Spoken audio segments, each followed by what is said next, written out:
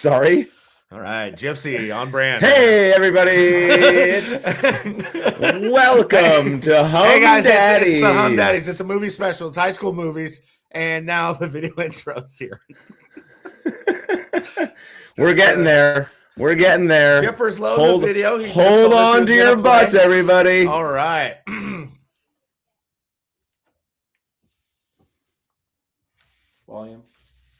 Volume's not on, Chipper.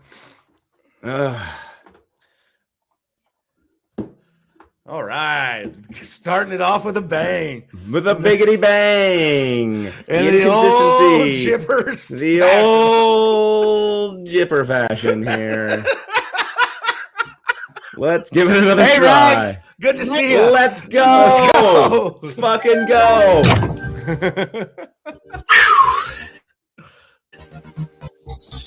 Yep.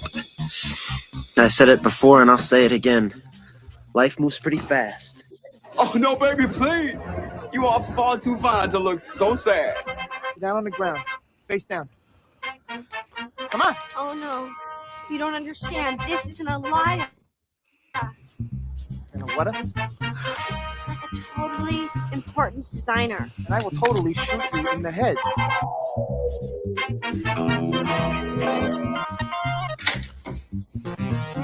Oh, wait just a minute. Back in 82, I used to be able to throw a pigskin quarter mile. Are you serious? I'm dead serious. Watch this.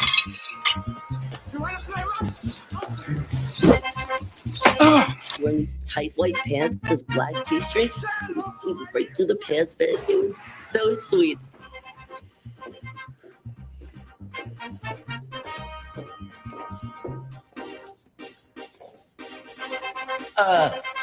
It's 10:33. Yeah. What?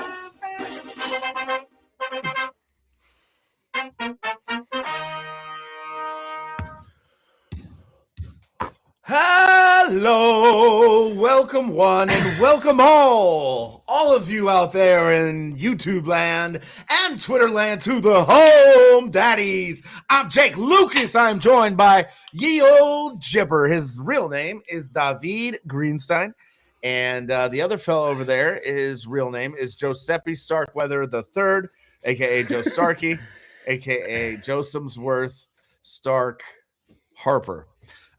So tonight we have a fun one of our movie shows. Our movie, the Humm Daddies movie podcast is called On the Reel. That is decided. That is set in stone. It's etched there on my tomb and Joe Starkey's tomb and David's tomb. So it'll be there forever. We are called On the Reel. That is the Humm Daddies show about film. So tonight we're going to talk about high school film. We're talking about our personal favorites. We're going to rank them. We're going to go from 5 down to 1. But I mean, it's as we do on these movie episodes, they can be all over the place because it's really hard to distinguish between your top 5 favorite high school movies. And fun fact, there's so many of them that all of us didn't even really realize were out there when you're thinking of a list. I mean, it's pretty in your face how many high school movies there are. How There's are you guys too many. doing? There's too many to pick from.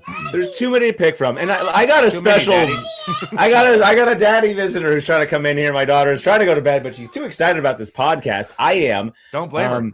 There's 1,000 films that we could have picked from. I kept going back to my list and like, I don't know, should I change this and just completely scrap the 5 and pick 5 more? But we could talk about this for days. I mean, we're talking 40, 50 years, really. I mean, there's even before that, there's plenty of high school level flicks, but man, there's a lot to pick from. I had a fun time just chatting with you guys about figuring out which one I was going to go with, including not getting Clueless. But we'll see who does. But I'm excited to talk about this one and not sports because the Niners drafts suck so far. Joe? No, hey, well, can I just say real quick, Dave, I finally got my blood pressure down after the wide receiver pick and they drafted an edge. I was very happy about that. And then right before this podcast starts, they draft a fucking running back. But anyway, how you doing, Joe? Blood pressure was down. What happened? Well, now it's not because of the running back draft pick. Okay, go ahead. Well, I'm excited to talk about these high school movies, man. Like it's just such like a poignant moment of like, it's just like such a blank canvas. in one's life where it just feels like you're at this precipice of like deciding who you are, and it's just kind of a fun journey to go with all these actors, all these people, all these characters. So I'm looking forward to it. 5 movies was entirely too many. So next time I need a little more time for my homework, but let's get to it. Yeah, I guess it's worth noting this is Giuseppe Starkweather's first movie podcast with us. Of course, you guys all know him. He's a founding member of the original Humm Daddies.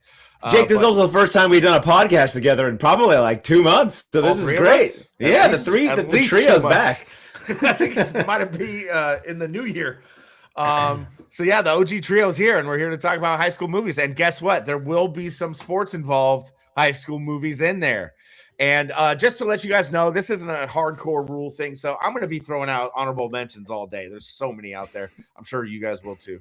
And also chat line, please chip in with your picks. We're looking forward. I mean, every time I introduce this topic to any friends of ours or friends of mine, whatever, on any chat thread I'm on, instantly people start listing off their top high school movies. So I can't wait to see those.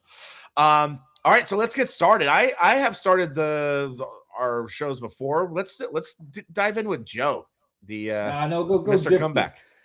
No, he's throwing a gypsy. All right, Jeffrey, throwing to me. Okay, Yeah, all right. buddy. All right.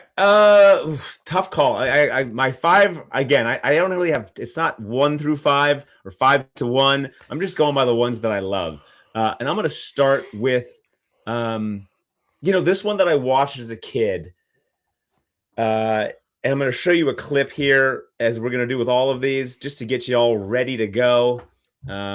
It's called School Ties. Give me a second here. Oh boy, Dave! While you're loading that, Starkey Don Peralta says it sounds like you're on. I've noticed that your computer feed. You might want to turn on your real microphone. Here we go. While Joe works on his microphone. Cool.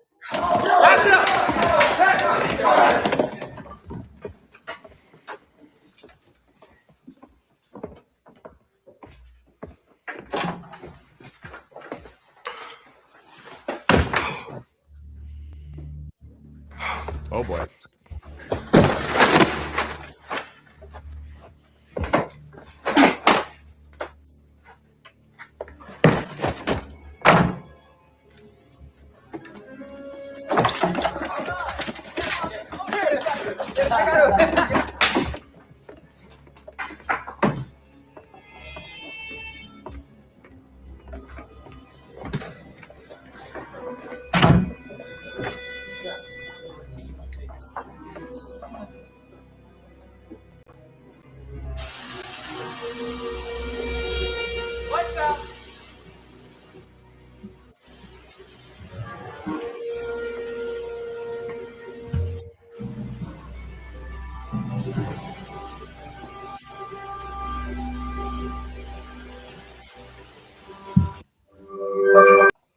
We are talking about one of those movies that, as a kid, I'm a Jew.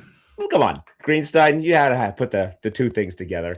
But this movie is more than just prejudice. It's about, your identity and recognizing that you are more than just what how you perform, whatever it may be. And this movie, as you all probably know, in School Ties, Brendan Fraser plays a top running back who comes into a private school with a bunch of privileged, primarily Anglo-Saxon fellas. And Matt Damon, Ben Affleck, Chris O'Donnell. I mean, these are some of the premier names back in the 90s, 2000s. And it was Damon and Affleck not known yet, though, here. Yeah, this is well before anybody knew about them, but they also played exceptionally well characters. And Damon certainly... there's a great scene I didn't include in this clip, but wanted to, where Brendan Fraser at the end of the an important football game, throws Matt Damon as a blocker, and then he gets all the credit, but he realizes that it was Brendan Fraser, David Green, as his name is. No way. Who tosses him in front, front of the linebacker. So, this one was one that my dad showed me early on, and it stuck with me. Just one of those powerful movies that you're defined more by your act and your actions than you are by, your creed, your color, your race, etc. So anyway, Jake, you want to tell your lovely story about us growing up now, high school, post high school? Before he does that, who had a better showing, Affleck or Damon? I think Damon was a little more. Damon was heavily a bigger involved. character. Yeah. Yeah. Affleck only had a couple lines, I think. It's funny. Those guys were in they were extras in a bunch of movies together as teenagers, like whatever shot in Boston.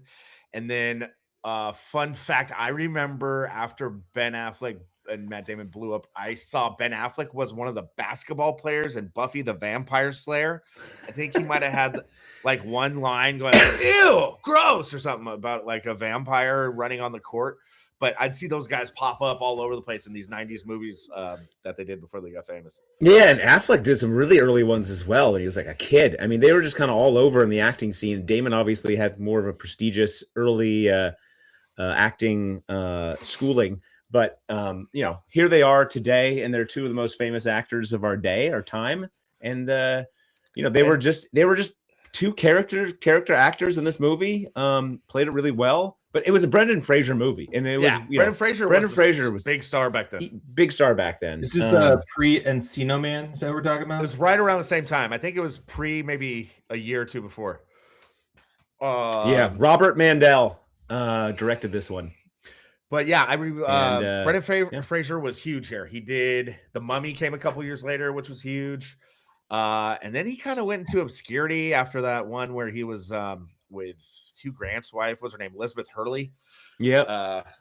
Devil. He made a deal with the devil. They deal with the devil. Yeah. Something. Like that. I forget. Bedazzled. What's the name of that one? Bedazzled. Obviously, he had The Mummy. He had plenty of bigger movies, and then he kind of just fell off until he came back as the Whale. And he was just jerking it at like 700 pounds. It was fun. That was a fun watch. What a return into film for Brendan. He just had another film come out last year that was supposed to be really good. I didn't see it though. It's about a white American dude who moves to Japan and buys or like rents a fake family. It's something Conan O'Brien did on one of his Abroad episodes to Japan. He like was the dad and hired a grandma, hired a kid, hired a wife. It's really funny. It's something you can really do in Japan is rent a family. Love it. Bizarre. Yeah. But I just want to also add Ben Affleck has now turned into like one of the greatest writers and directors of our time, which no one saw coming. I mean, everyone thought Matt Damon was carrying him in Good Will Hunting, but turns out he's a pretty bright dude. Yeah, he always kind of seemed like he was really like the real blue collar guy of the two. But to your point, not the case. Certainly carries his weight. All right. Well, Joe's video to me is not showing up. I can't see Joe. Can you see Joe, Jake? Joe Starkey? Yeah. Oh, video? Okay. He's not showing up on mine. No worries. I'm here. He's here. Cool. That's weird. It's a weird glitch. I can hear you. I can't see you. Away. Am I dying? Fading away. We're creating a movie of our own tonight. Fade away. Like fade away. Okay, Joe, let's hear yours, man. Number 5 with School Ties for David Greenstein, and your number 5 is.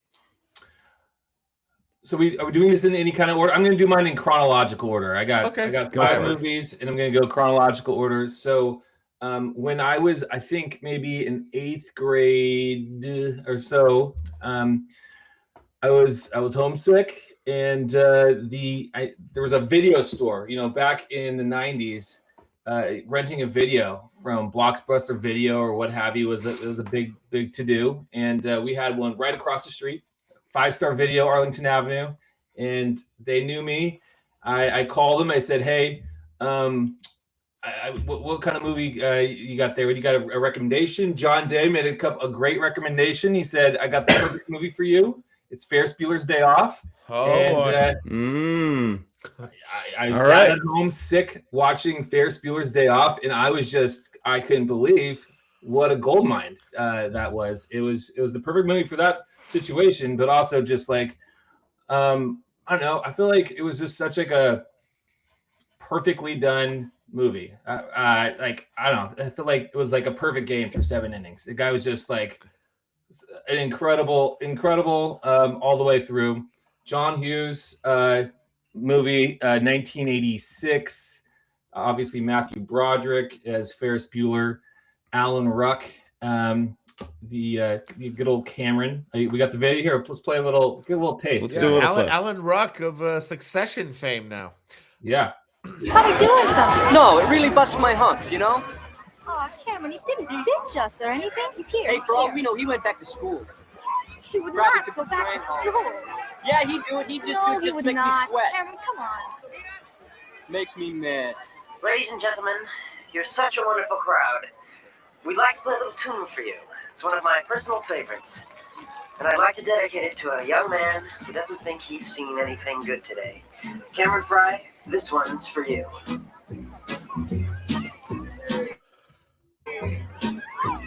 Not a shame. Hey! What What are you doing? Thank you for all the joy and pain. Picture show, second balcony was the place we meet. Second seat, go Dutch Street, you were sweet. Not a shame, darling, not a shame. Save To truly enjoy this, we're going to cut ahead a little bit. Yep. It's gonna be a fry cook, I think.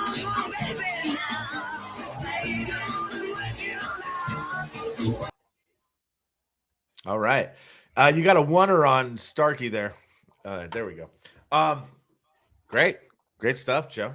Well, I mean, I'm not sure that really does it justice, but like everything is just like so like amazing. This guy Ferris Bueller is just like, you know, the king of the mountain. Does everything right, and you know, just playing all this little hijinks, fooling his parents, thinking he's sick. Everybody at school believes him. You know, they're calling in, doing fake voices. They got the car. I mean, go to the Cubs game. It's probably why I'm a Cubs fan. I haven't really decided. But like thinking about this movie is like, yeah, being a Cubs fan, it feels like being Ferris Bueller in Chicago. Just like, what's better than that? I don't know. It just tell fun. the people about your bachelor party, Joseph. Yeah, at a bachelor party, and I went to Chicago because that's a fun place to be. And we're out there in beyond right field of you know, kind of on the other side of Wrigley Field, and I dressed up as Sloan. That's right. I was Sloan, Ferris's girlfriend. It was a great time. I've also well done. Yeah. I've also been. We're very pro Cameron. LGBTQIA plus here. Yeah, sure, why not? I was also Cameron one time in 2016. I had a feeling that the Cubs were going to the World Series, and so Pete and I bought a flight just in case. You know, at Southwest, you can you know, get your money back if it doesn't work out. I was like, I think they might be going to the World Series 2016, and they did. I think they beat the Giants along the way. Sorry, apologies, but we went. And one day we dressed up as Ferris Bueller and Sergio Roman. And what's his name? Ruck. Cameron. Yeah. And I was wearing the Detroit Red Wings jersey like Cameron does. Yeah. And I was getting so much shit.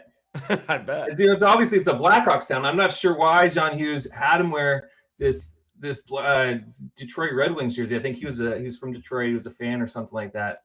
But man, I got ragged on. But that movie's great, man. I love that movie so much. Everything about it. Just Matthew Broderick at the peak of his powers. I was looking at who was cast as Ferris, and I thought it was interesting. Michael J. Fox was an option. I thought he would have been a pretty good Ferris. Emilio Estevez turned down Cameron. Yeah. Or Charlie. Charlie could have been good, but Charlie was in the movie. Charlie, that was his first big role. First big role. Scene with Jennifer Grey. Charlie said he had to stay up for 2 days in a row to look the part. But we know Charlie. That was just an excuse. The guy likes to. The guy stays up 2 nights in a row on a regular basis. Yeah, I know. Charlie crushed his one scene. I don't know. I could watch that one over and over again, especially like. I think maybe the first 45 minutes are just pristine. Yeah. Well, one of the big parts of this movie, the parade scene we just saw used real Chicago crowds. They really baked it into the Chicago feeling, so it feels so much more authentic. But also, breaking of the fourth wall was a little irregular in film. It didn't happen that much, and this one really like pushed it, and it also did it like perfectly. I don't think any movie's really done it this well ever, or at least this one is in a top 5 of movies that have broken the fourth wall. Pulled it off so well. And when they first do it, and initially in the movie, you're like, whoa, what's happening? And then you feel so much more in the movie. You feel like you're just pulled right into this character. It's great stuff. Yeah, and Rags, you said Jennifer Grey was underrated hot. She was, but she got like this generic nose job and wasn't even recognizable anymore. She was like uniquely hot. She was in Footloose too, correct? Pretty sure. But she had like kind of she was like a Jewish girl and had, didn't have that little tiny white girl nose, and it was like a unique thing back then in 80s Hollywood, and she was super hot, and then she kind of felt the pressure. I think her agent said get a nose job, and she did, and it kind of killed her career, honestly. So that's a little sad fact, but yeah, great movie. Dirty Dancing. Dirty Dancing, yes, for sure. She that's was right. Yes, Patrick Swayze's girl in that. Okay. I'll start. Jake, on to you, buddy. Yeah. Oh man, I mean the list is long. I was thinking, so nostalgia reasons. Me and my sister grew up watching Grease 2. I watched Grease 1 a ton too, but Grease 2 took place at the school a lot. You got Michelle Pfeiffer. What was his name? Maxwell Caulfield. He was like some British dude who kind of looked like Jason Priestley before him. But I'm not going to officially pick that one. Just want to give a shout out to Grease 2 because I watched it a ton growing up. Glad you didn't, because I was racing. I was like, I'm pretty sure you didn't pick that one, Jake. I was like, I need a video stat, so thanks for no. Yeah. The fake out. So I'm gonna go. That's like my ultimate honorable mention because it's such a stupid movie watching it back now, but it was really fun as a young kid watching it. Okay, I'm going with 10 Things I Hate About You, an adaptation of Shakespeare, which some people don't know is I believe the Taming of the Shrew, starring the late Heath Ledger, who was an absolute stud, and Julia Stiles, as well as a few others. You got a clip for that one? Oh, do I? Let's see if we can get the audio, though. You know what I'm saying? I believe this was 1999. Do I know you? See that girl? Yeah. That's Kat Stratford. I want you to go out with her. Yeah, sure, Sparky. Look, I can't take out her sister until Kat starts dating. You see, their dad's whacked out. He's got this rule where the girls are... That's a touching story. It really is. Not my problem. Would you be willing to make it your problem if I provide generous compensation? You're going to pay me to take out some chick. Mm-hmm. How much? $20.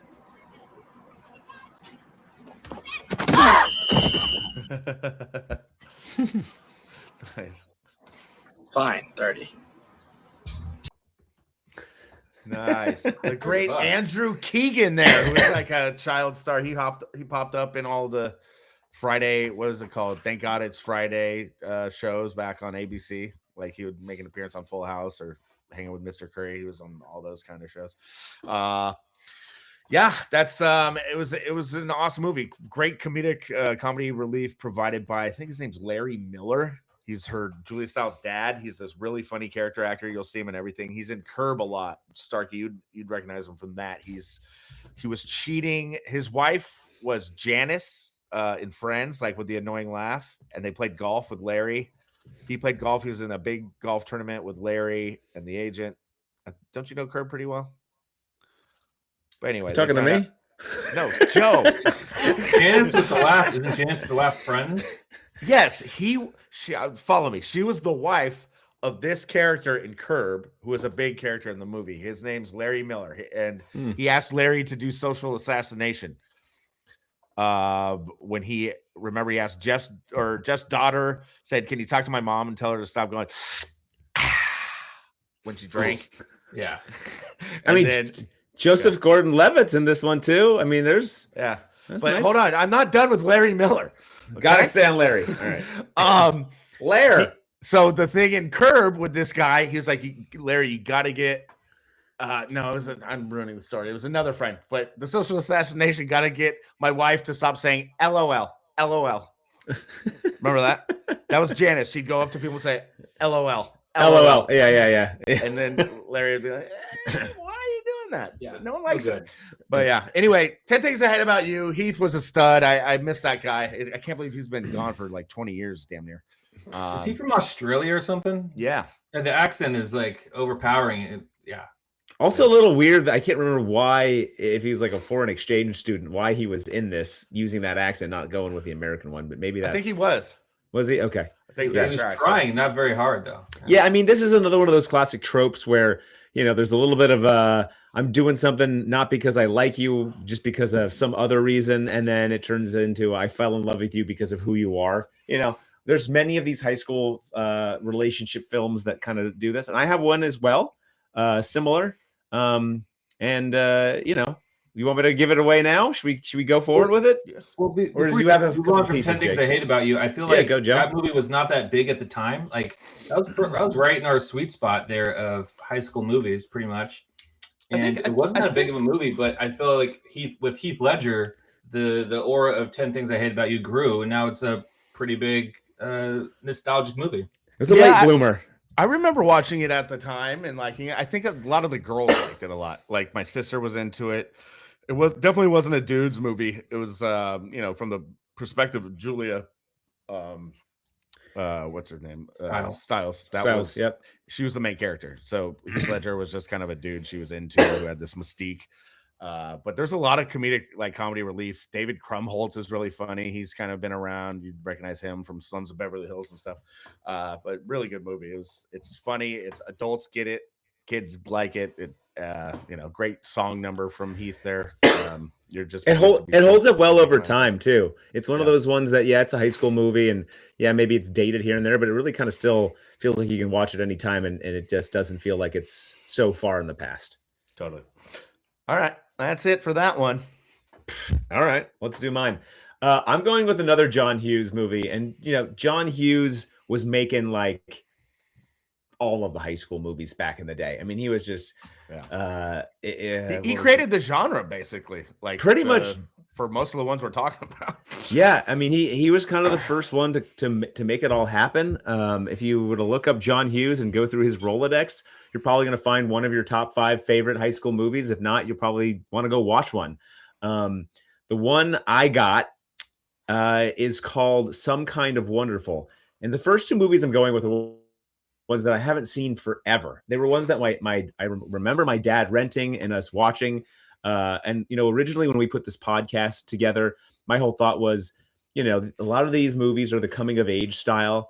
And they're ones that, you know, you kind of don't really know what you're getting into as a young kid watching them, but they're fun because your parents introduced them to you potentially, or an older brother or older sister at the time. And those movies still come out, but I feel like they're kind of few and far between. But the message of this movie was really fun and interesting, just because of the dynamic of the kind of the love triangle, or maybe even rectangle. I don't know. There's a lot going on in this one, but with that, I'm going to give you this scene, which really has nothing to do with the movie, but it's just a great scene with everyone kind of. And then, one more caveat: this movie scene there's one of these in pretty much every high school movie.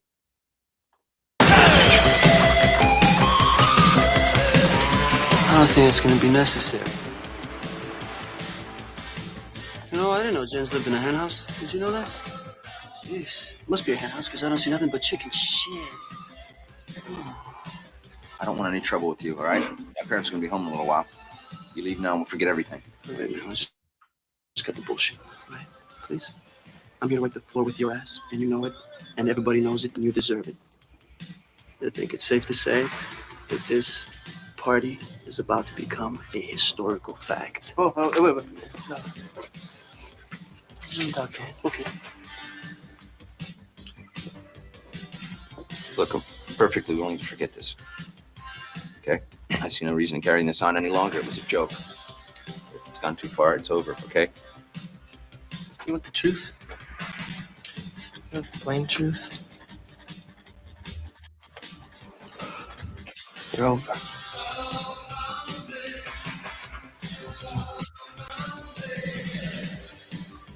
Are you just gonna leave? There isn't anything I can do to him that he hasn't already done to himself. Oh, Eric Stoltz, you bad man. Yeah, Stoltz. We got Leah Thompson from Back to the Future. We know her so well from all of those movies. Classic kind of beautiful, pristine face that we all just kind of have that memorable feel. She's girl next door. She's the star of my next movie, Dave. Yeah. Which, God, did we not pick Back to the Future? Does that count? Mary Stuart Masterson. Doesn't count. Mary Stuart Masterson in this one. And so pretty much you get this love triangle between those three. And that Eric Stoltz is this obsession with Leah Thompson as being this beautiful, everyone wants to date her. And he's, he's so in love with her. And then right under him is this best friend he had growing up, kind of the tomboy, plays the drums, Mary Stuart Masterson. I actually had a better clip. Just the trailer of this is fantastic. And Mary Stuart Masterson, seeing the way her friend, Eric Stoltz's character evolves over the movie, starts to fall in love with him. And by the end of the movie, he realizes that he's actually in love with her and not Leah Thompson. He had just had this kind of fantasy obsession and realizes that it's this other woman. And it kind of takes you by surprise. It's very much not what you would expect. And this movie, I think, is just a fun one. I think it's a good one to watch with kids that are in their teens, and highly recommend it. Yeah, it's funny you mentioned Back to the Future, because Eric Stoltz was actually cast in Back to the Future, and they shot a good part of the movie with him as the Michael J. Fox character.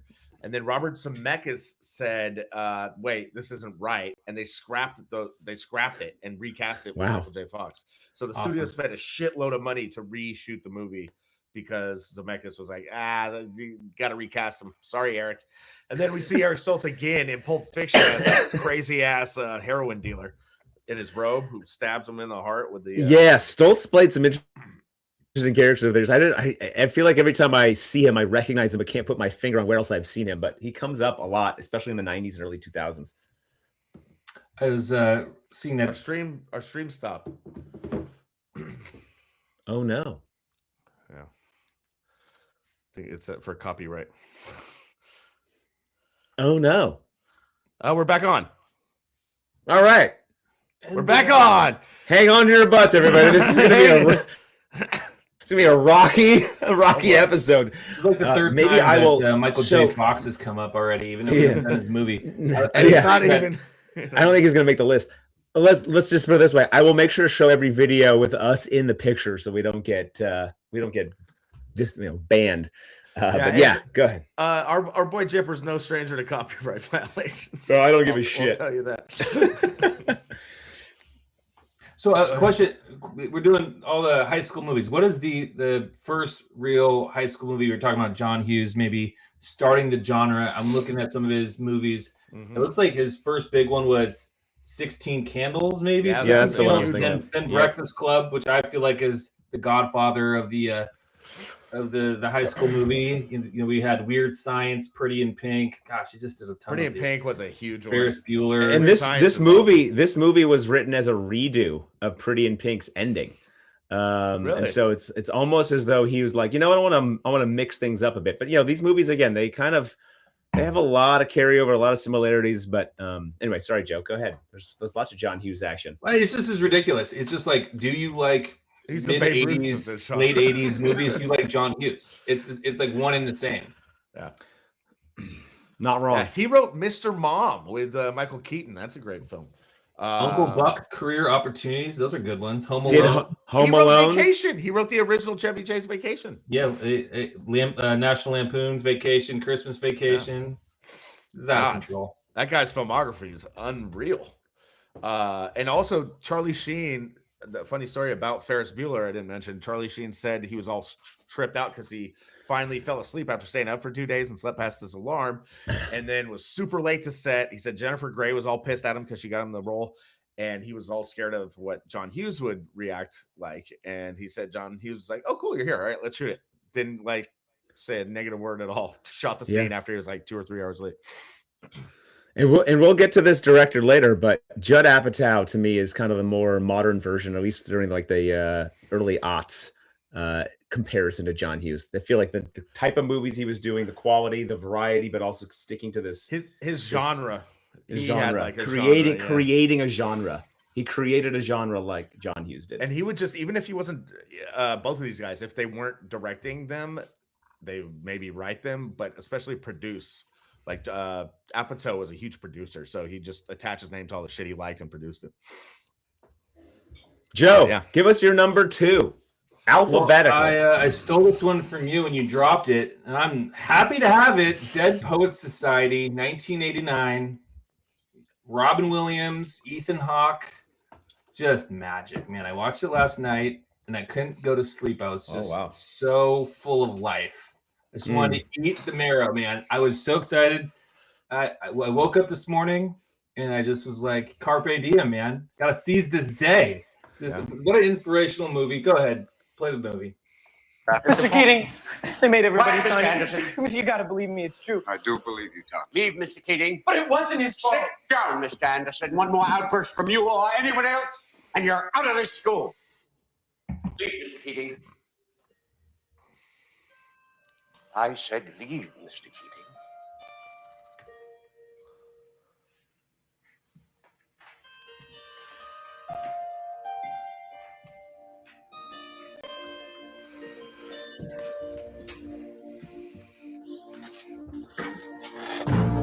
Captain, my captain. Sit down, Mr. Anderson. You hear me? Sit down. Sit down. This is your final warning, Anderson. How dare you? You hear me? Oh, Captain, my captain. Mr. Overstreet, I warn you. Sit down. Sit down. Sit down. All of you. I want you seated. Sit down. Leave, Mr. Keating.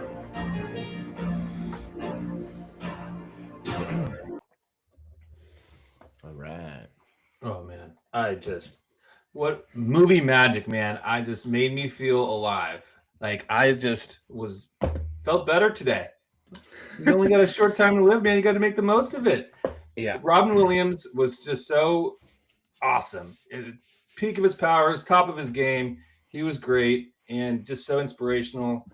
Ethan Hawke was great. This guy who played Neil, shockingly, not to blow the story, but he commits suicide like very prominently with the dad from That 70s Show just going nuts when he died. Like, it was very, very jarring. Red, yes, yeah. Just great stuff. I just love the way, we all had like, I did. I think we all did. Had inspirational teachers and like kind of moments growing up that were very like formative and transitional and inspirational and kind of made you realize like forming the person who you were going to be and realizing like you should just go for it. And this is what that reminds me of. And what movies are all about, trying to like understand life a little bit better. There you go. Bringing humanity and looking at the world in a different lens. Movies kind of help you do that sometimes when you're in a rut or when you're just, the day-to-day is getting old. Yeah. And I heard you say transitioning. Now, are you talking about your bachelor party when you were Sloan? Were you in the process of transitioning? Oh man! Fun fact of that scene, Joe. That final desk scene was added very late into production, meaning they didn't really see that. That wasn't like coming together in the early stages, and then the movie evolved, and movies evolve, and scenes evolve, and directors see like, man, this is gonna be powerful. Let's make this happen. And that scene and the way that we've seen Robin Williams carry films like Good Will Hunting that are extremely powerful and emotional makes you remember and miss the guy. I loved and still do love Robin Williams, and miss the hell out of that person being in the world as far as acting, comedy, and everything around it. I mean, Mrs. Doubtfire, all the things that he did. And so you get a taste of him, and you're probably going to think that's one of your favorite movies more often than not. He's that guy was one of one, man. He's a Juilliard trained actor, one of the greatest comedians of all time. He could just snap into Shakespeare, snap out, and do a live raunchy ass comedy set. There's like no one like that, man. I think he's one of one. I can't think of anyone else who can do that. Yeah, he had a few moments in this movie where he just really kind of grabs you, and it's not just like his, he did a couple goofy things that were kind of improvish, but like some of his serious acting is just off the charts good. He would have been the perfect person to do the biopic of U2 and be Bono. They look so much alike. I mean, they're both pretty. Or he would have been older, maybe than He would have been. It would have been tough. He would have been tough. I've seen memes with him, face to face next to each other. It's pretty jarring how much they look like. One of the other things that was kind of like noticeable in watching this movie is how times have changed. Right? There's no cell phones. They're showing the guy commit suicide. You would never see a movie guys committing suicide now. You wouldn't have an all white boys school. Kind of, it was just like it kind of got away with some things and really kind of gave it a period picture of, was it 1957 or something, where it's a little bit harder to get away with some of that stuff now. When did that come out? Like 89? 89, yeah. Well, great year.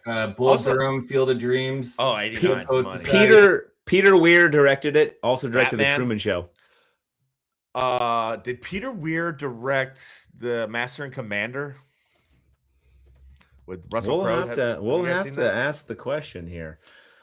Some Weir did. Master and Commander. That is correct. Yep. Yeah, that was a hell of a movie. Witness. Peter Weir's a good one. Mm-hmm. Yeah. But also Ethan Hawke can't be slept on. That was one of his first movies as a young man, and that dude is underrated. He's the Before Sunset series, Before Sunrise series, one of my favorite things ever. Boyhood's one of my favorite things ever. Ethan Hawke, everything he does pops up and is good. Training Day, obviously, dude's a stud. He is a stud. I mean, he has a kind of medium role. It's not that big of a role, honestly. I was looking for this guy for Neil, Robert Sean Leonard. Where are you? He did great. I'm looking for these boys. They're good actors. One of the guys in that clip, his name escapes me, but he's in a lot of stuff still. He's in comedies. He was in American Wet Hot Summer or Wet Hot American Summer. Forgot his name. He's friends with all the sketch people. Robert Sean Leonard. I don't know. Is it my turn? It is your turn. Let's move Rags. As I do in this show, I like to talk about my boy, my number one guy, king of Scientology, Thomas Cruise. And this film stars him with his love interest, Leah Thompson. They're trying to get out of I think it's Pittsburgh, some kind of steel mill town. And the dude who plays Coach, Robert, was it Nelson or Craig T. Nelson? He's the football coach. He's a real hard ass. It's old school. It's like the way Milo and Abel and Warren coached us. You got Chris Penn in there. He's a lineman, I believe. This is called All the Right Moves, one of my favorite movies of all time. Georgievich, I'd like to talk to you. I'd like to talk to you. We got nothing to talk about. So where are you going? Where am I going? Yeah. No place, man. I mean, Shadow, he's going to West Virginia. You just found out tonight. And Tank's going to Furman. Oh, you knew that already. And you're going to Cal Poly. Mouse. Mouse is going to college. He's going to play ball. I mean, I'm just going to hang out here. Hey, Nickerson. You lied about me. You blackballed me. Together. Remember that? Together. That was all just bullshit. My man, Tom is so goddamn good. Him in the 80s. Everything. He's much more relatable right then. Yeah, dude. There's so many movies like that. Guess what? I ain't done with Tom Cruise on this podcast. But dude, he was so good in this. Chris Penn knocks up his chick, so he has to flake on his scholarship. It's such a real life movie. These guys are like working class, lower middle class in in a working class town, and it's about just how this is the highlight for most of their lives, high school football. And a lot of them don't make it out. And it's, a couple get scallies and that's it. And that's it's kind of true of a lot of dudes we grew up with, like from Richmond and from, people in Oakland and in the Bay Area. If your opportunities are limited to sports and you're just hoping for a scholarship for a way out of what the rest of your life is going to be, that's kind of what this movie is about. And it's so relatable. It's kind of about the American dream. It's kind of about how sports can make or break you. It was very relatable to me growing up playing sports and seeing friends of mine who had no other option, probably not much of a future except for playing sports. Sadly, a lot of those guys are gone now, and so much of what the like Pittsburgh, Detroit, a lot of these cities were is if you didn't make it out via sports, or you were a genius or whatever it was, you were going to go work in the steel mill, you were going to go assemble cars, whichever town you were in where the industry was, that's what you did. And these guys were, really embodying that. I love the end though, when he goes to gets the scholarship to go to my alma mater, Cal Poly. Such a random school to put into it. And they talked about it in that scene, and then at the end he talks about it again. He's like, I got into Cal Poly. I'm like, why the fuck do they keep talking about Cal Poly? Isn't this in Pittsburgh? Yeah, Who goes to Cal Poly for football? it was so random but so beloved because I went to Cal Poly. Fun fact, I went to Cal Poly and never went to one football game my entire time. Did they have a football team? They did. They did. But they were playing one division lower. I was like, I'm gonna watch Texas play Alabama on Saturday. I'm not gonna go watch Cal Poly. Give me a break. Dude, I wanted a football team at Long Beach State so bad. Apparently they got Title IX, and Terrell Davis played at Long Beach State, obviously a few years before I got there, but the football program had ended. So I'm jealous you got a football team at your school. Well, then Craig T. Nelson, he was a coach, right? Yeah. Oh, yeah. He had a That's show. like his whole persona. He's a high school football coach. Or a college football coach, I guess, on TV. On Coach, yeah. He ran with it, baby. He's good at what he does. Some guys play cops, some guys play football coaches. That's how it works. But yeah, just a great movie. Really good performance by Leah Thompson. It's kind of a gritty thing. Oh, and also Tom Cruise was a white DB. I forgot jailbreak. You want to say what's going on? Oh boy, who do we got? Somebody snuck out. Kendall. Kendall. Say hi. What up, Kendall? Join us. Hey, Kendall. You a Tom Cruise fan? What's your favorite Cruise movie? You like Legend? You like Tim Curry in that? Okay, we'll go. All right. So yeah. Final point of the movie is Tom Cruise paved the way for guys like who's that Eagles corner? Oh God, the one that what's his name played in the movie too. Yeah. Oh, whatever. Anyway. Whatever. Yeah. And fun fact that movie was shot in Pittsburgh. Okay, cool. So it really had the full effect there. All right. I'm taking over here. Here we go. This one is one of my all-time favorites. And this kind of goes back to that same genre back in the day in the 80s. It's a movie that I know Joe's curious about. He'd never seen before, but the actors in this movie are woo. I mean, it has got fame all over the place, but is slept on. And this one is called Lucas. Oh, yeah.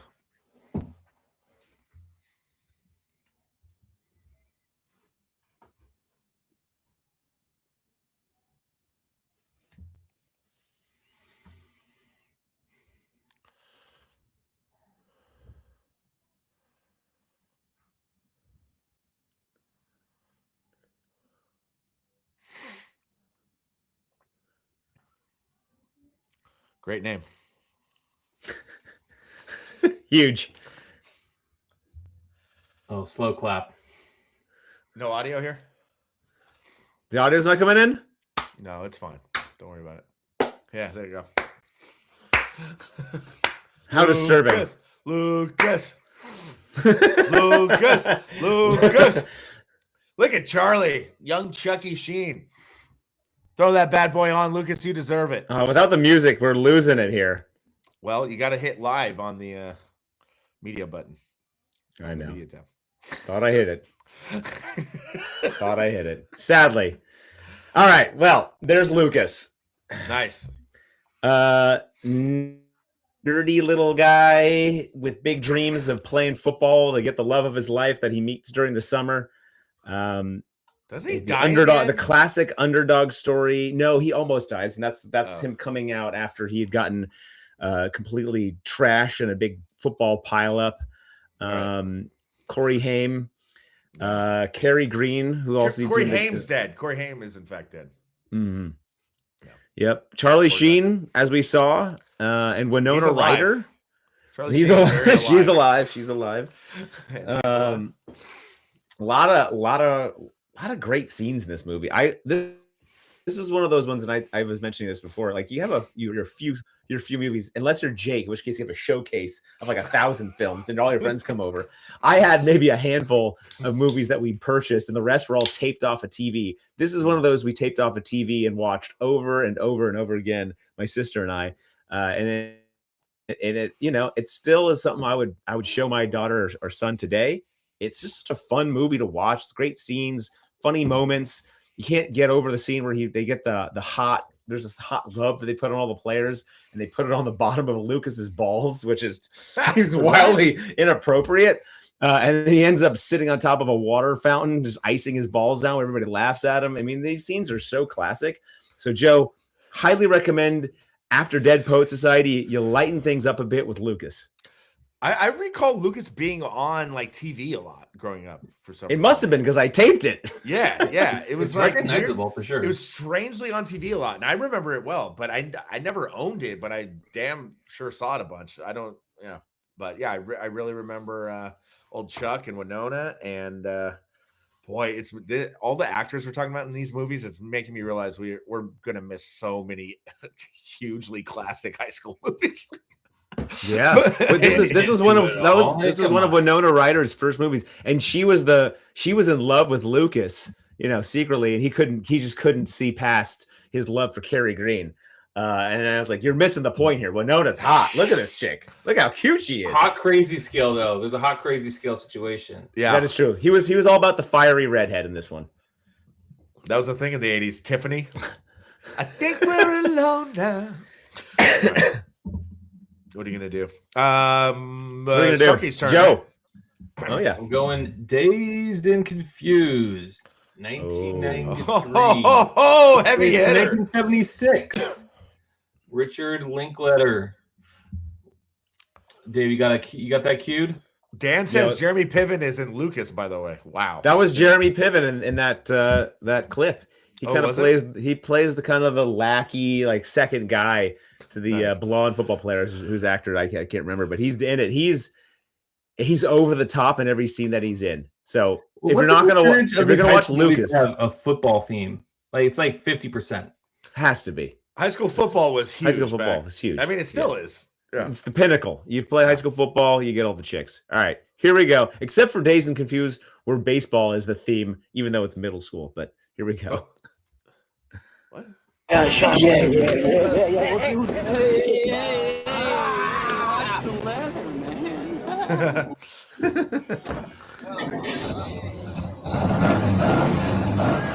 Man, what is happening? Long time, no see. That's right. What have you been up to? Same old shit, man. Yeah? Working for the city. Working man, huh? Been thinking about getting back in school, though, man. Back in JC, something like that? Yeah, man. I mean, that's where all the girls are, right? On the other hand, man, I just as soon keep working, keep a little change in my pocket. Yeah? Wait. Rather than spend my time listening to some dipshit who doesn't know what the hell he's talking about anyway. I know what you're talking about. So you're a freshman, right? Yeah. So tell me, man, how's this year's crop of freshman chicks looking? What, you're gonna end up in jail sometime really soon, I know that. No, man. No, man. That's what I love about these high school girls, man. I get older, they stay the same age. Yes, they do. Absolutely. So good. Matthew McConaughey, he was supposed to have a minor role, and they just kept expanding his role. He just was killing it. They picked him up off the street in Austin, and he just was too good to let go. So he just started taking other people's lines. And then off he went into superstardom. watching that Mitch Kramer, I think is his name, in the show. He's playing baseball, Dave, like you were saying, and he looks like a certain giant from like the 2010s. Might have wore 55. He might have worn it. 55. But the worst sports acting I've ever seen. I mean, you can't throw a ball any better than that. Yeah, that was pretty whack on the mound. Watch. I mean, come on. Well, that's what I love that topic. It's funny because Kenny Powers, one of my favorite shows ever, that motherfucker never threw a baseball before that show. And that's the thing. I think baseball is the hardest movie to fake being good. Because if you watch baseball, like there's clearly like you know how to throw, and anything slightly under that is obvious. You look completely terrible. Even if you're kind of good at baseball in high school, if you don't know how to throw or hit, it is. It's like such a repetition sport. Like you do things 1,000 times, and if you've never played baseball like this kid hadn't played baseball, you can't just like, I'm gonna practice for a week and I'm gonna pitch. No, it ain't gonna work that way. It's a movie I really like, 61, about Maris and Mantle. Those dudes did not have good hacks. Like they supposedly trained so hard. There's so many professional baseball players that helped Thomas Jane and Barry Pepper swing, and they, for the life of me, could not, like, especially Thomas Jane had no idea how to take a proper baseball cut. But great movie, great actors. Yeah, a lot of actors in this movie here. Matthew McConaughey, Ben Affleck was in this movie. Spanking people. Mila Jovovich, great name, Mila. There, Mila Jovovich was a hottie in this, man. I was a big fan of hers. Yeah. Let's see, Renee Zellweger's in here. Anyway, yeah, full Joey of Lauren Adams. Just like I think makes me reminisce again for kind of the old days before cell phones and cruising around in some 70s car, just going to parties and living it up. I thought Parker Posey's scene where she's just yelling at all the girls on the ground, like squirting ketchup and mustard at them and telling these bitches to get down is great. I mean, really captures hazing. Like the I'm not proud of this, but there was like something subconscious in my head when I was like a senior in high school where I was like, we should get some like paddles and do something. I don't know, like there's a certain kind of like it really covers the going from like a junior to a senior and a senior graduating, like to kind of elevating your status of getting like a super ego. And that's like kind of like a real thing a little bit, I think, in our school, there's a tradition, but you got trashed. People tried to trash you. Like if they throw you in the trash can. Yeah. So great. Like Ryan De La Rosa got trashed. He had an older brother and he cried. They tried to trash me almost every day, but I fought my ass away from it. It was brutal. Frank Minix and like Zach Court and shit like that. And then when I was senior, I just get Mongo to trash people because I didn't really want to do it. He's good. I can imagine no one's fighting back Mongo. That tard strength Shannon's brother. Pretty intense. Yeah. It's like an incredible soundtrack here. Aerosmith and Slow Ride, and you had Hurricane by Bob Dylan. Alice Cooper, School's Out. Like that's very memorable for me in this movie. Yeah, Low Rider. Yeah, Black Sabbath. I mean, On Tuesday's Gone. It was just like a classic rock extraordinaire. Kind of like a time like this is mid '90s. Everything was kind of about rap, so it's sort of fun to kind of go back, get into the old mid '70s classic rock. Don Peralta is saying Fernando Mendoza can't throw a baseball. Yikes! Yikes! Can you hear, Joe? I hear you now. You lost you for like 10 minutes. 10 seconds. Yeah. I said Fernando Mendoza can't throw a baseball, apparently. Yeah, well, if you throw footballs your entire life. Yeah, if you throw a football your entire life, it's like throwing a breaking ball. So how are you going to try and translate that? It doesn't really work. What are you talking about? Tom Brady and Peyton Manning can throw the hell out of a baseball. So because they played baseball. I'm saying if you didn't play baseball, you've only ever played football. Well, if you didn't play baseball and you're a quarterback, you're kind of a punk. I'm with you, Dave. There's like something. Maybe Mendoza's kind of a punk. Yeah. He seems like a very nice gentleman, but I'm officially hate him now that he left Cal and got the Heisman, won the national championship, got picked first overall. It feels a little little much for me. He seemed a little pedestrian at Cal, in my opinion, and he didn't even very pedestrian, Jacob. Yeah, very I know. pedestrian. Like give me the J, what's his face? Buhner? JKS. Raleigh. JKS all day. Yeah. Okay, let's move away from Fernando Mendoza and the Raiders' lack of drafting well. Although, I'm rooting for him. And it is my turn for my number 3, or number 2. Where are we? 3. Number 3. Hang on to your butts. Jake's number 3. Let's go here. Okay, so this is another interpretation, I believe, of Jane Austen's Emma. I want to say it's about LA. There's Dion, there's Cher. They were named after Dionne Warwick. They were named after Cher, the singer, Sonny Bono's ex-wife. And there's Dan Hedaya, who's hilarious. You got I don't know. It's a hilarious high school movie. It's called Clueless. Clips? Ooh, yeah, we got one. Yeah, let's watch some Clueless clippage. Goddamn Clueless.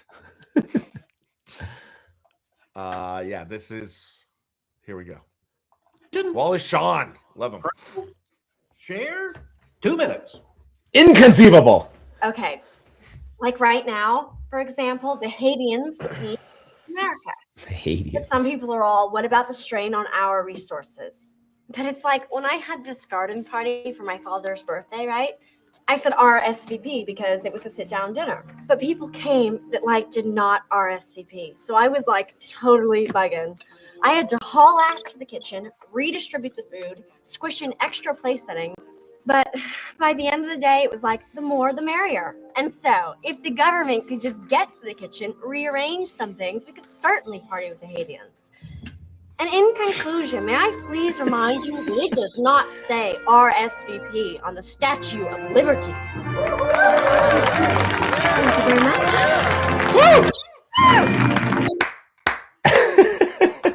The great Alicia Silverstone and Jeremy Sisto in there, who loved his Cranberry CD, which always got lost at the quad. His name was Elton in the movie.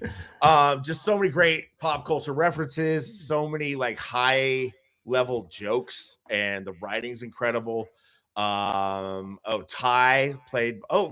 Dude, your doppelganger, at least personality wise, Dave, Paul Rudd is a huge part. My of boy Paulie Rudd's in it. Plays the love. Yeah, everyone out there, Paul Rudd was her stepbrother that they fell in love. I guess that's part of Emma. So I guess that tracks. It didn't really fit for the 90s, but it fit in the 1800s. So many memorable lines for me. One of them is him saying, "Yeah, Marky Mark is here to plant a celebrity tree." That's Paul Rudd. And also her gay friend that she thinks is this hot guy named Christian she thinks he has a crush on her, but he's just a gay dude who wants to hang out with her. At the mall, there's some dudes hanging her over the second floor, whatever it is, the wall, and threatening to drop her. I guess they're trying to rob her, and he breaks it up. He said, "Guys, you could have killed her." Oh, really? And me and my sister just always used to say that back and forth to each other. But yeah, you got the greats in here. You got Wallace Shawn, and anytime Wallace Shawn's in a movie, it's going to be good.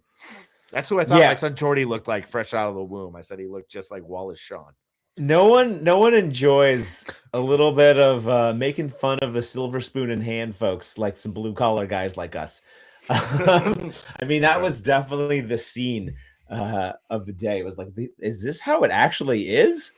Is it in Beverly Hills? And I might have not been too far off, but there's just so many ridiculous moments that are over the top that felt like this can't be, but it's so good. I mean, it's so just cool. And it's cringy. It's cringy great. Yeah, me living in LA for a long time, looking back at it after knowing LA and the different neighborhoods, how they go to the Valley, and they're like, "Ew, the Valley," and just she's like, "I can't get home in 20 minutes from the Valley," and the dad says, "You can get anywhere in LA in 20 minutes." It's just all kind of classic LA talk too. I mean, Clueless is so epic. I think it might be the best high school movie of our era, maybe slightly before, of the 90s. I think it's the best of the 90s. Very well could be. It needs to be rewatched just for the bringing you back to that era. I don't really think the world is like this anymore. I don't think there's any clueless types, but back then, kind of the Valley Girl like mentality and style seemed very real. Also, fun fact: Donald Faison, the guy who plays Murray, the black dude who's Dion's boyfriend in it. He's in what's the show? Scrubs. Yes. He's an amazing dude. I worked on a couple shows with him, and he was like the sweetest, nicest guy in the world. So we have our first name drop of the day. Yeah. I could have done him earlier. Saved it for him. Yeah. But that's Clueless. Everyone knows Clueless. Great movie. And so, yeah, there it is. So on to number 4. 4 for Joe. For David. Gotcha. All right. This one is me kind of going outside my oh boy, did I delete that video? Oh no. Oh, that's too bad. Oh no. It's a shame. What a shame. Shit. Damn shame. Well, we'll see if I can see if I can dig it up. We'll improv here, Dave. Yeah. So the movie I'm going with here is Better Luck Tomorrow. Did you guys ever catch that one? Is that similar to Some Kind of Wonderful? No. Better Luck Tomorrow is like it's the Asian dudes. Yeah. I can't. I got the clip, so we're gonna dial it in real quick. We're gonna do this. Dial us in now.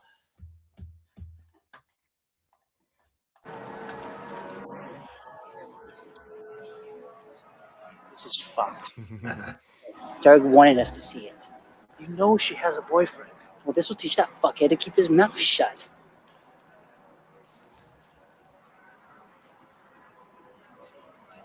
Oh, fuck. Is that the guy from the private school?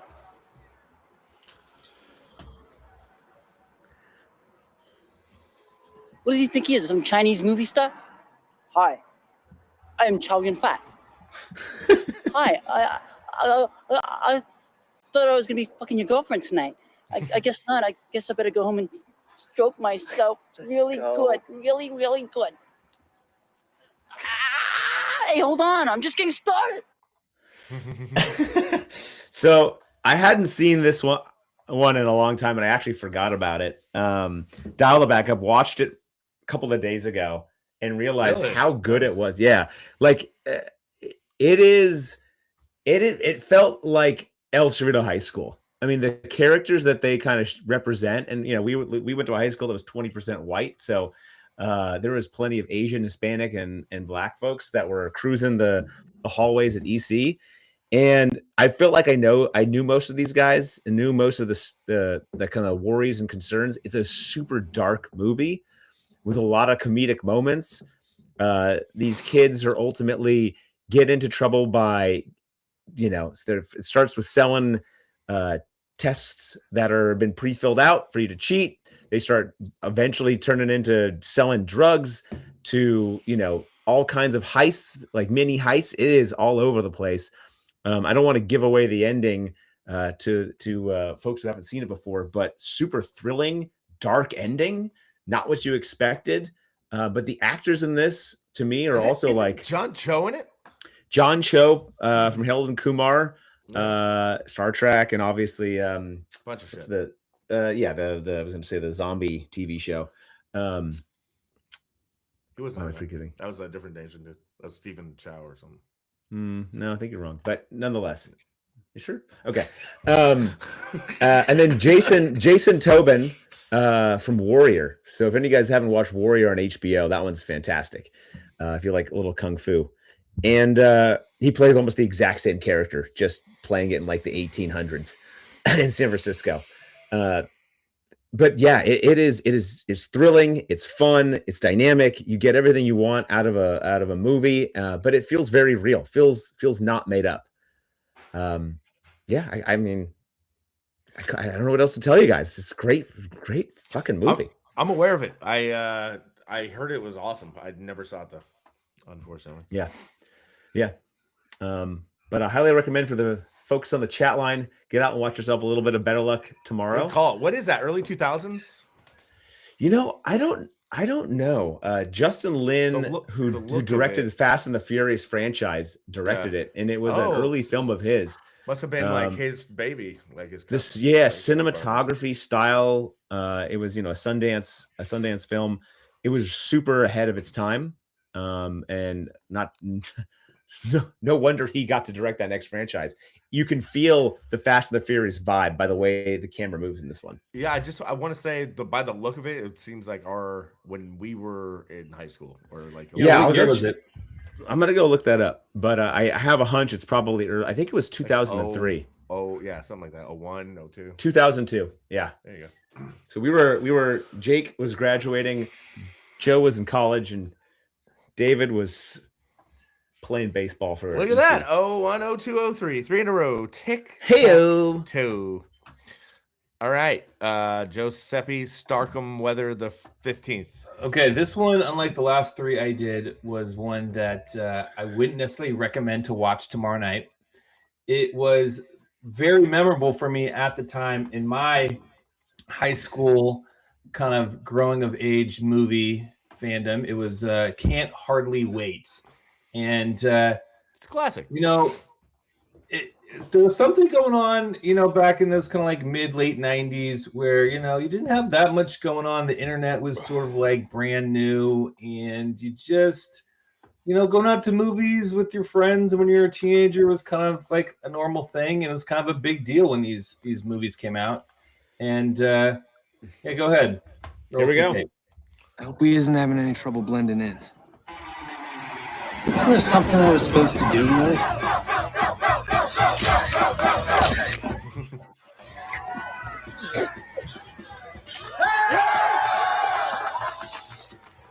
I can't feel my legs. I have no legs!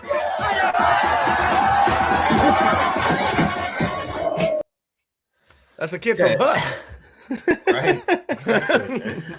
Yeah, so Jennifer Love Hewitt was the draw, and I think she drew me in. That's for sure. Oh yeah. I mean, I don't know drew what Coach the Ware in statute too. of limitations are here, but like at the time, I thought she was very good looking. But now I can't be. She's my age, so I can say this, right? Yeah. But it feels weird to be gawking after a high school graduate.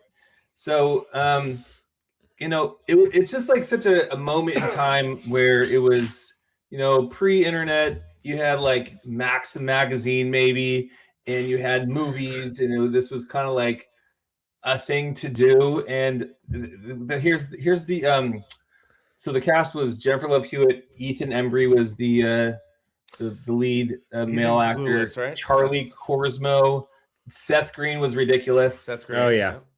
Jamie Presley was in this. Jason Segel had a little cameo in one of his first movies, if not his first movie. Didn't know that. Melissa Joan Hart, what a weirdo she is.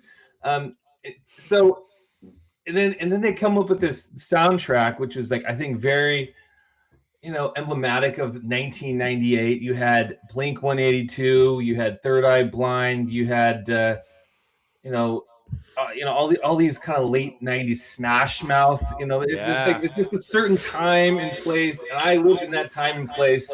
This was one of my movies, and I don't know. Ethan Embry as a lot of echo. Dude, it doesn't quite sit right. Is this echo off on the side? It should be. I'll check. Keep going, Joe. I'm listening. Yeah, no, you're making a great point. Just started echoing profusely.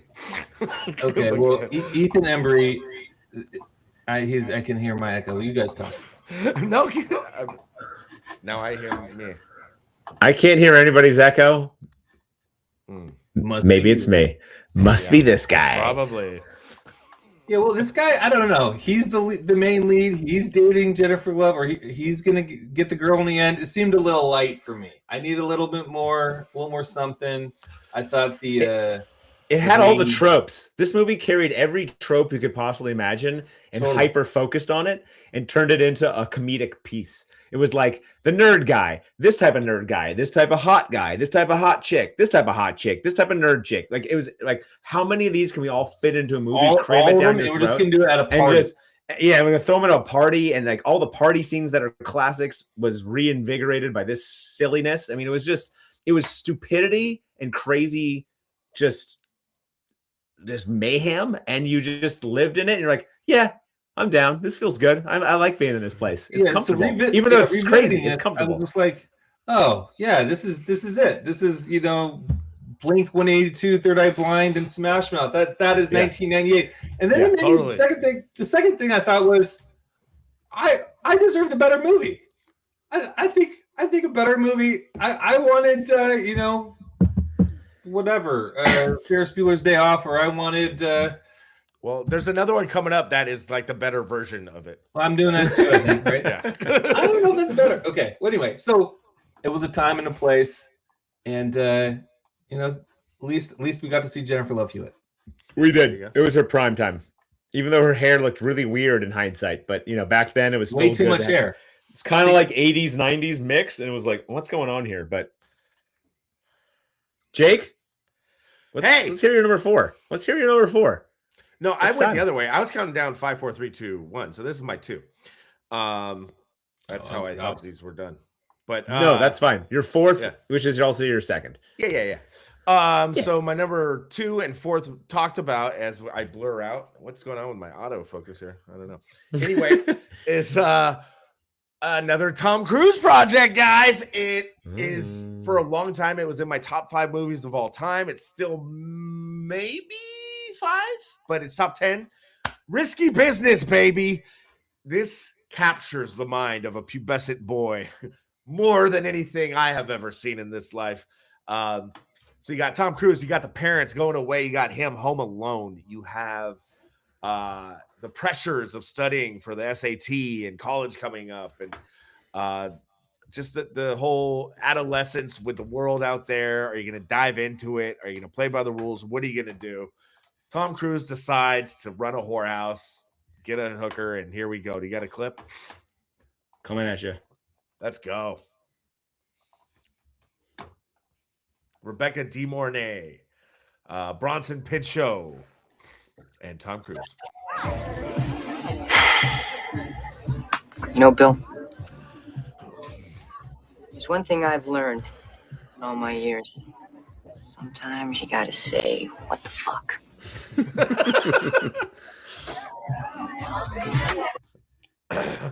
I mean, short and sweet, but that will tell you most of what the movie was about. Yeah, just the soundtrack's incredible. Tangerine Dream, Love on a Real Train. One of my most played songs of all time. I used to have it on this great call rags. Joel, get off the babysitter. Dude, Love on a Real Train. It's when Tom Cruise and the hooker he brings into his home make love on a train there in Chicago. And it just sets you off as like a 13-year-old watching that shit. Let me tell you. Yeah. Getting to watch it at 13 is lucky you. Yeah. Well, actually, I think my mom showed me that movie because she loved the message. It stood for like being anti-Reagan or some bullshit. And but she covered it up like that scene happened and she stood in front of the TV like that. Yeah. But yeah, the whole theme was hookers and pimps. So I don't know what the hell she was doing. But just so many memorable moments. And I mean, one of the most classic scenes is pretty much talking about, you know, you're going to take him out to dinner and this and that, and you spend all this money. Why don't you just cut to the chase? I mean, this is something that's been repeated in many other forms of TV and movies as well. And it's just like, you want to cut to the chase in the act here, but have a guarantee. Yeah. The subtleties of relationships, dating, and sex were all about what this movie was. And Rebecca De Mornay was so sexy in this one. Oh, like, my God. The way she carries herself around. Like, she could have been the most hideous person alive, but the way she just kind of I don't know. There's something about the way she moved. It was like, she had an aura in that. I mean, she couldn't have been the most hideous person alive, but obviously not. No, and there's a scene with like this electric guitar blaring and the American flag waving when they start hooking up for the first time. It's like on TV and it zooms in. It was really well done. The dude from Revenge of the Nerds, Booger, is in it, and he's a hilarious like sidekick to Tom Cruise. He's like, I have to study for my test, and I'm being chased by a pimp named Guido, or by Guido. I mean, it's just what a so classic, good, dude. So yeah. and there's so many scenes. Obviously, I could have played the dancing scene. This has been like decades since I watched this, but he's in his socks sliding around, right? That's the classic famous scene. Yeah. The play that old time rock and roll. Yeah, Homer does that one in The Simpsons. We all get our own versions of it in different TV shows and movies. Right. And a funny fact about this was that when he says fuck it, and when he tries to run a whorehouse and doesn't study for his tests and like gets caught for all this stuff, at the end of the movie, originally he didn't get into the college that his parents were like dying for him to get into. They're saying there's like consequences for your actions, but then the studio was like, no, we need a happy ending. So he does all this pimp shit, gets into his like Ivy League college anyway. and that scene, that dance scene that Joe mentioned, that was also completely improvised by Tom Cruise, which also shows you the type of guy that he is, and knowing what, like, I'm going to give them what they want. I know how to drive people go crazy. And if that guy knew how to sing, he may have been a pop star. I mean, he has kind of Justin Timberlake vibes in that scene. Wow, that's a statement. But yeah, all timer, and there you go. Risky Business. I'm feeling good about it. I'm feeling great about it, honestly. It's a good one. It's a good one. All right, am I up? Is it David? All right, well, I'm finally gonna pick one that people know about, because I feel like everyone I picked is like kind of the under the little lesser seen, and mine is one that you can't not know, you can't not see. It was a game-changing comedy, and that is Napoleon Dynamite. You just gotta see it to understand it and to feel it again. Kip hasn't done flipping anything today. Look, tonight me and your Kip, listen. What? Tonight me and your aunt are going to go visit some friends, and we're not going to be back till tomorrow. We're getting a little low on steak, so I got Lyle coming over tomorrow to take care of it. Well, what's there to eat? Well, get off, Napoleon. Make yourself a dang quesadilla. Fine. I'll be back tomorrow.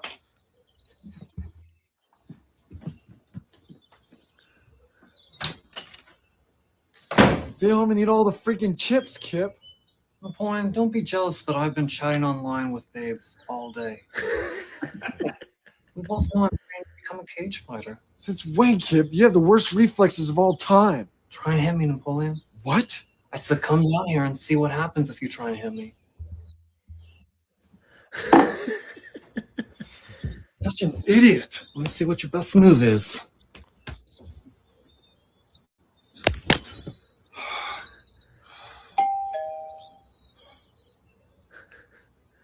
I'll go get it.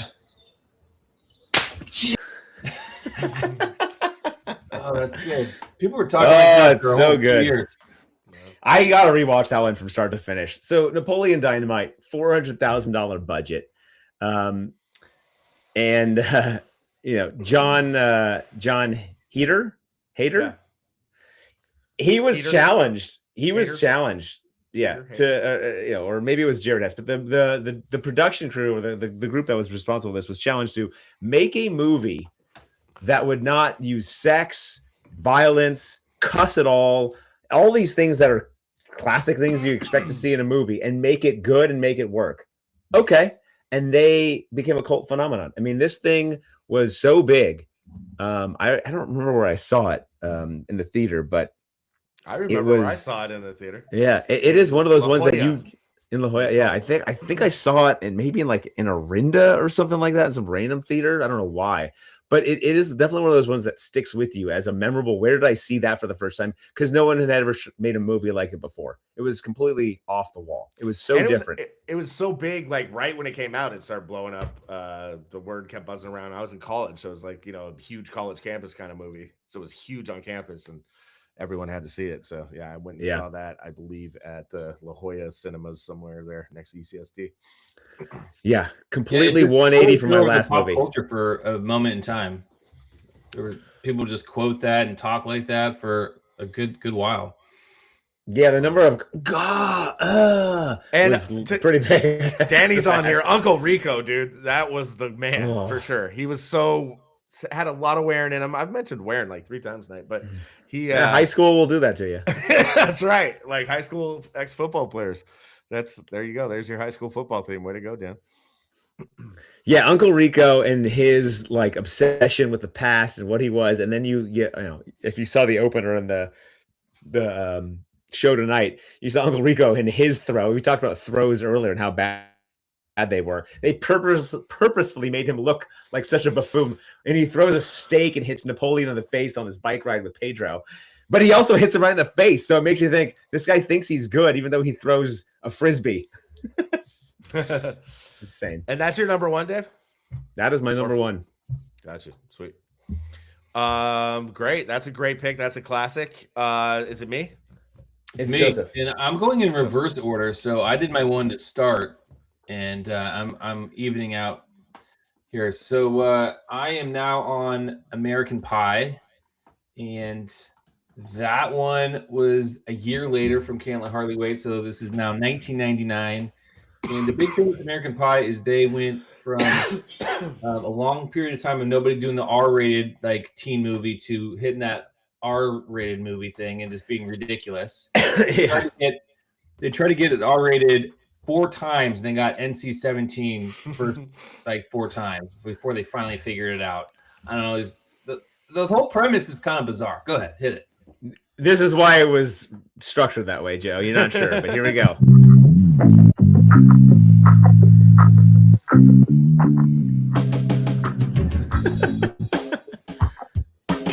Damn.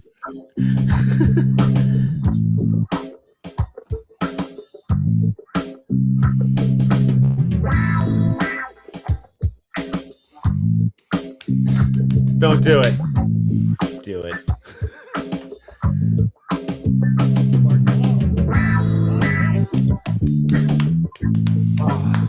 Oh, Jesus. Oh, yeah. Oh. Huh? Sure. It's not what it looks like.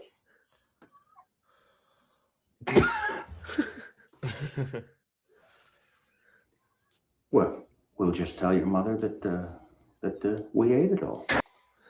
Nice. Oh my gosh! What a classic. Eugene Levy. Thank God for Eugene Levy. So otherwise, I don't know what to say about this movie. But well, you have it as in your top movies. No, I'm not necessarily saying this is my top movie, but this is my high school experience, right? Yeah. Like everybody watched this movie. Jason Biggs, Chris Klein, who is the worst actor I think there's ever been. He couldn't even read his lines. They had him singing. This guy's a joke. I'm saying that right now. He's had like 2 or 3 DUIs that were very high ABV. Horrible. Stifler, love Stifler. Sean William Scott. Jennifer Coolidge, breakout. The original MILF. Yeah. Right? John Cho. That was awesome. Earlier. Shannon Eugene Elizabeth, Levy. hot as can be. So there was a lot going on. Elizabeth Shannon's on OnlyFans now. That was in the news a couple days ago. Shannon Elizabeth was a poker player of some caliber back in the day, I guess. Really? Yeah. Anyway, Allison Hannigan from Flute. What do you call it? Yeah. How I Met Your Mother. That Mina Savari. So Tara Reid. Tons of famous people. It was kind of like must see. You went with your friends to go to the theaters. You checked it out. It was a DVD on every college dorm room I was at for the longest time. It was just a fixture of our culture, and it was maybe not that good. That's what I'm going to tell you. I think it was like what? Okay. It's still good today. I mean, it's funny as shit. Dave. It just doesn't share the values of today's wokeness, and therefore it probably disappear. But for what it was back then, it was all of the jokes we always made captured in a movie. Yeah, no, it felt. That's the thing. It like really captured the like kind of sophomore kind of humor of being that age. And it just felt like we were being seen a little bit, and this was like a movie for us at the time. Is how I felt about it. Yeah, there's no movie before it that actually captured like both the men's and women's or male. They're not men and women yet. Male and female perspective, like during puberty. like having all those new hormones going through you. And I think it was both. It showed how girls were too, and it showed how guys were, and it was about sex, and that's a part of life, and that's a part, and it captured it. It was a little more honest. It had heart and humor. I thought it was a really good movie, and I think it still holds up. And at that time, I will tell you, Jake, some of the acting. If you want to watch some Chris Klein clips, you will. I agree. When I saw it live, I saw it in the theater with like Aki and Kumar and shit, and I was like, "This dude is trash." He's like, "Oh yeah," like everything was so over the top. The way he overacted a ton. Yeah, he was horrible. But and he played lacrosse, which is weird. It wasn't high school football. It was like randomly at the lacrosse team. Yeah, but classic teen movie, classic high school movie. That was our time. Yeah. Loving the comments, the White Lotus theme of Uncle Rico and Stifler's mom in combination. That's I totally forgot that they combined together, and that is a perfect. I don't know how much yours plays into that. Made his rounds, dude. He pops up in so much shit, and you're like, he is that so Uncle Rico. Yeah, you can't not know him as Uncle Rico. Well, now he's like, he doesn't have that toupee on, so it's kind of hard to recognize him. That is true. That is true. But yeah, I can't say enough about American Pie. Starkey, thank you for mentioning it, even though you don't like it, because I think it's definitely one. There was Stifler, Eugene Levy, what's her name? Jennifer Coolidge. Like those are like all time. Yeah. Jason Biggs was great too, I thought. Yeah. And Shipbreak was awesome too. You remember? Well, listen, I think before we get to Jake's top number, I think between the three of us, our final picks here are three of the most cult classic films of all time in the high school genre. I mean, we've gone through our 15. We've hit a lot of variety. We've hit John Hughes films. We've hit kind of the more, niche films of different decades. But when it comes down to the top threes, the ones we put together here, and Jake's gonna top it off with a little cherry. I wonder what they're the best. I mean, these are the best, and he's wearing it proud on his skin, his shoulder tops. Jake, shake it up, shimmy it up. I will shake it. I will shimmy. Can I talk about a couple honorable mentions because we're missing so many? I just want to honorable mentions. Let's do shout honorable out mentions. to Friday Night Lights. That's a sports movie. That's an amazing high school movie. Beautiful. Heathers, not as good as the TV show, by the way. The TV show is better than the movie. People rave about the TV show. I've never even seen it, but I'm sure it's great. I love Michael B. Jordan's in it. There's all kinds of people in it. And the dude who plays the coach who was in Wolf of Wall Street. The show is way better. I love the show. I love the movie. I mean, I'm sure the movie's good. Don't get me wrong, the movie's good. I love the letters, baby. And I just there's so many I wanted to say. The thing we named this after, Fast Times at Ridgemont High. I know. Didn't make the cut. Didn't make the cut. That's how good it was. There's just too many. It's hard to rank any of these. Are you gonna go Varsity Blues? I think Breakfast Club needs to be mentioned. That's of course. Every John Hughes movie. Heathers was incredible with Christian Slater and Winona Ryder. I love Kick-Ass. I thought that's but it's not really a high school. It's a superhero movie. But yeah, it is. But it hits high school kind of arena. But yeah, I mean, this is kind of the subtlety. I mean, it was hard to come up with a way to do this without making it too broad. I tried to refine it, and then we said, "Screw it, let's just go big." So we did. Yeah, first you said high school and college, and once I thought it, like Joe was like, "No, that's college." Like once you put college in there too, that's way too many movies. Okay, my number one. Oh, and 21 Jump Street, starring my boy. And we can keep going. Varsity Blues. Yeah. Anyway, I actually already mentioned that with Joe. Yeah, he already did. 2 Varsity Blues shout outs. Superbad, which is maybe the most rewatchable movie ever. I want to say this and Anchorman and Wedding Crashers. Wedding Crashers. Yeah. Those three are my most. Oh, and Forgetting Sarah Marshall. Or whatever, Sarah Marshall. Those are my most rewatchable movies. Here we go. Wait, you changed your name to McLovin? McLovin? What kind of a stupid name is that, Fogel? What are you trying to be, an Irish R&B singer? Oh, they let you pick any name you want when you get down there. And you landed on McLovin. Yeah, I was between that and Muhammad. Why the fuck would it be between that or Muhammad? Name of a normal person. Muhammad is the most commonly used name on earth. Read a fucking book for once. Fogel, have you ever actually met anyone named Muhammad? Have you actually ever met anyone named McLovin? No, that's why you picked a dumb fucking name. Give me that. All right. You look like a future pedophile in this picture, number one. Number two, it doesn't even have a first name. It just says McLovin. What? What name? What name? Who are you, Seal? Fogel, I think 25 years old. Why wouldn't you just put 21, man? Seth, listen up, ass face. Every day, hundreds of kids go into the liquor store with their fake IDs, and every single one says they're 21. How many 21-year-olds do you think there are in this town? It's called fucking strategy, all right? Let's stay calm, okay? Let's not lose our heads. It's a fine ID. It's gonna work. It's past, okay? This isn't terrible. I mean, it's up to you, Fogel. This guy's either gonna think, here's another kid with a fake ID, or here's McLovin, the 25-year-old Hawaiian organ donor. Okay? I am McLovin. No, you're not. No one's McLovin. McLovin's never existed because that's a made-up, dumb fucking fairy tale name, you fuck. Jeez, man, little word. Give it a chance. Did you move my... Where's my car? Oh my God, man. Didn't I tell you? What did I say to you? I told you not to park here. Wow. That shit's still cracking me the F up So today. good. It's so well written. They're so good in this. Written by Seth Rogen and his boy. What's his name? I forget his actual name. But Jonah Hill's playing like the Seth Rogen in high school, and Michael Cera's playing his boy. And then Seth Rogen plays a cop with Bill Hader, who's kind of sneaky, hilarious in it. You got Emma Stone in there, who became one of the biggest actresses ever, pretty much. And this was her very first movie. And she was really likable and funny, charismatic. You can kind of tell she was going somewhere. Evan Goldberg was the other writer you were thinking of. There you go. And just so many re-quotable lines. Danny, no, say anything. The John Cusack movie was mentioned.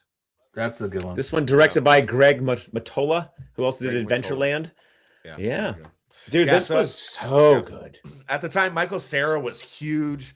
This blew up Jonah Hill. No one really knew him. He had like a bit part in a couple of movies. He had one scene I remembered him in 40-Year-Old Virgin.